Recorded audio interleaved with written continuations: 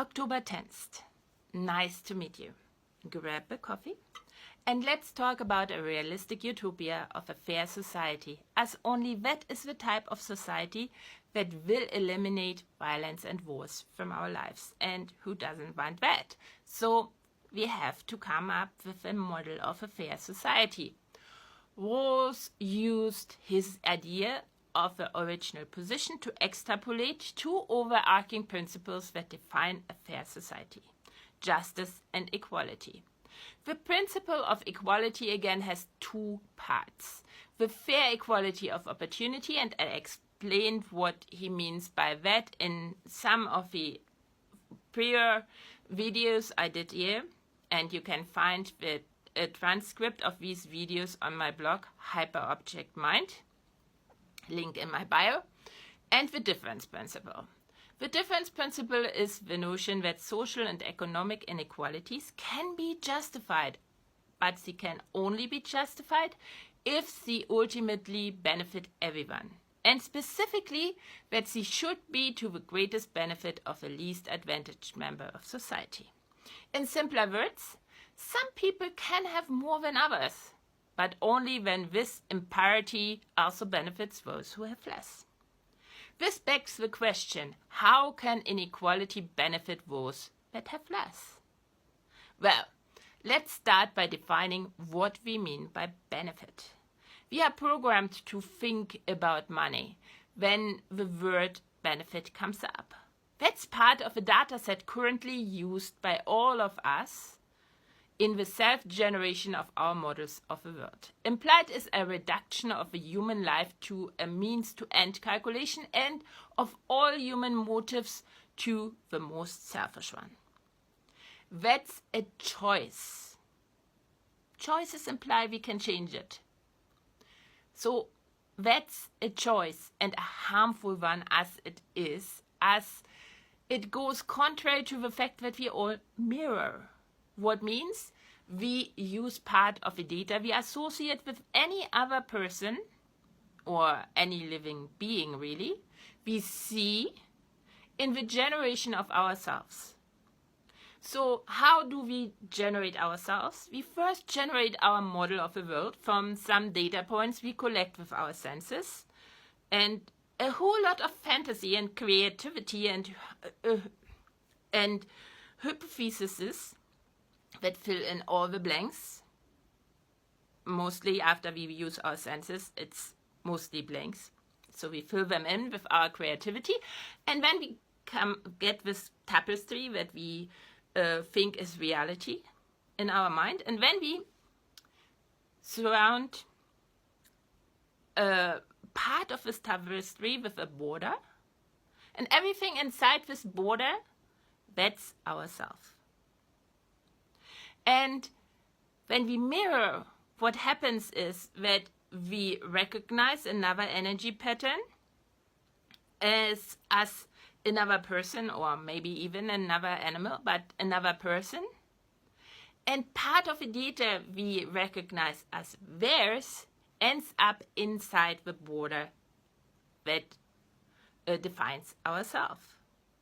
So we share data with each other. What we recognize as us is therefore a mosaic of information attributable to our body and that of others. The goals of those others invade our own, and our motivations become layered. It's not the most selfish one, because it can't be the most selfish one, because we mirror, and by mirroring we take in the goals of the others, and they become part of our motivation. So, since we choose to reduce everything to the most selfish motive in the society we live right now, that's one of the reasons why we have so much mental illness. Because when yourself is part others and you are told that in the end you just have to act for your most egoistic part, there's a discrepancy. And you hurt yourself by cutting off all the motives that are not purely yours, but are yours in a way. Anyway, so all this to say that profit and benefit are not the same. Benefit is not necessarily measurable as a monetary value. What then are we talking about when we say benefit? It of course goes back to the social contract that's concluded to organize the cooperation of the members of a society, and more specifically to the motivation every member of society had to seek to cooperate with others in the first place. Once more the feeling here. Our motivation is not survival. A human being, by conducting searches that exploit existing knowledge, can survive alone, the same as many other animals do. What no individual alone can do because of a high risk posed by them is conducting random searches. The kind of search that promises not only a higher payoff than searches that exploit existing knowledge, but promise the highest payoff of any kind of search. That's the kind of payoff the material things that make up our body are after in their quest to reach both their lowest energy state and to be in equilibrium with their surroundings.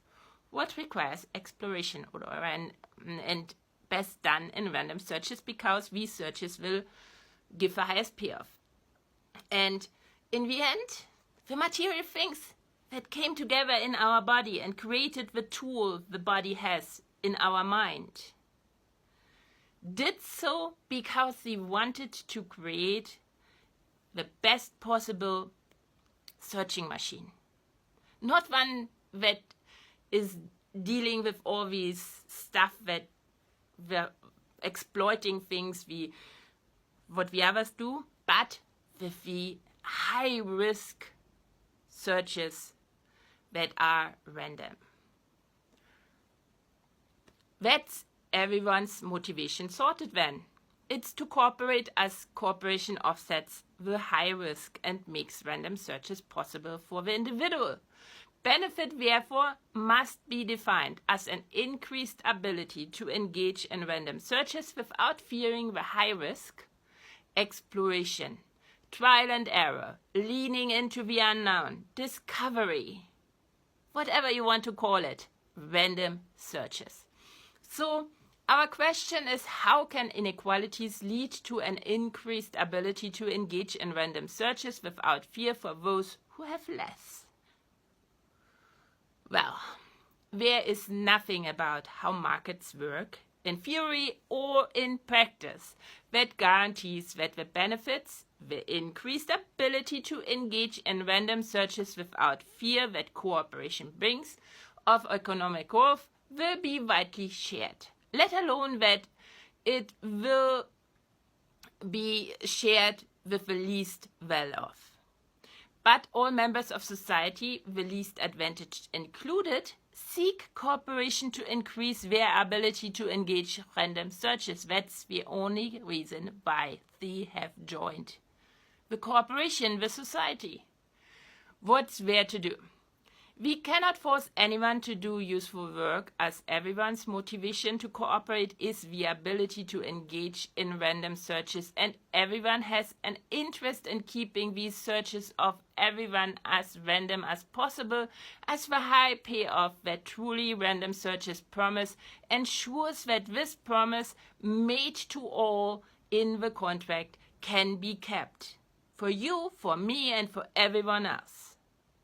So we must rely on incentives to encourage people to do their random searches in one direction rather than another, to develop their natural skills and abilities for the good of society.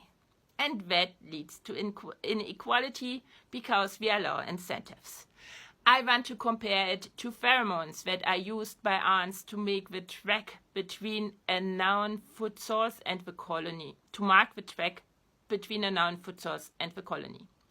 Pheromones don't force a single ant to help exploit the existing knowledge that this food source represents.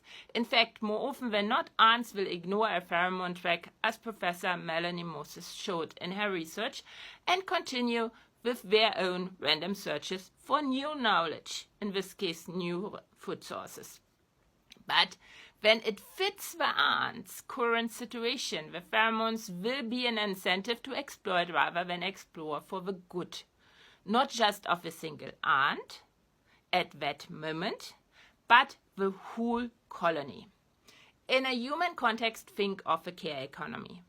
Relieving someone from some of the responsibility of raising a child or caring for an elderly or sick relative increases this person's ability to engage in random searches without fearing the high risk for themselves and the one they are caring for.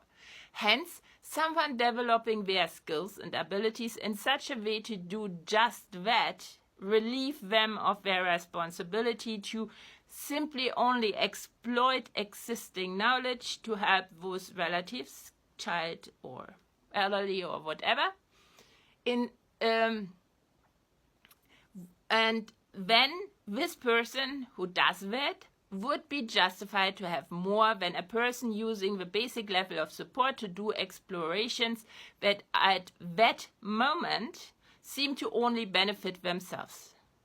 But that person too needs to be supplied with what it takes so that she can securely conduct random searches, as it is in the nature of random searches that we can never know where and when the highest payoff materializes. And in the end, every member was motivated to join society to be able to do just that, engage in random searches. So, what a person is entitled to above the basic level of support all members must get depends on what they contribute to the group. Economic justice is therefore a form of reciprocity, and the difference principle is concerned with maximizing the life chances or lifetime expectation, if you want, of the least advantaged, rather than maximizing the income, here again monetary value, of whoever happens to be the poorest at any given moment in time. Any thoughts? Tell me, tell all, since our models of the world change with every new information we gather, and the models are only accessible to others when we communicate them, since they are in our minds, and only in our minds. There is no reality outside area that looks like the reality in your head. We are part of never-ending negotiations that require constant conversation and debate about what we think is fair in a society, how a free and equal society really looks like. So that's all I have to say right now. I will be back with a TikTok live tonight. You're cordially invited into my kitchen where I prepare dinner and talk about just that, the realistic utopia of a fair society. If that's not your cup of tea that is served in my kitchen, then I will be back with another video about the utopia of a fair society tomorrow. And in the meantime, all the transcripts of all the videos I have done since January 1st of this year, every day or almost every day, are on my blog, Hyperobject Mind. You find the link to the blog in my bio. That's all for today. Bye.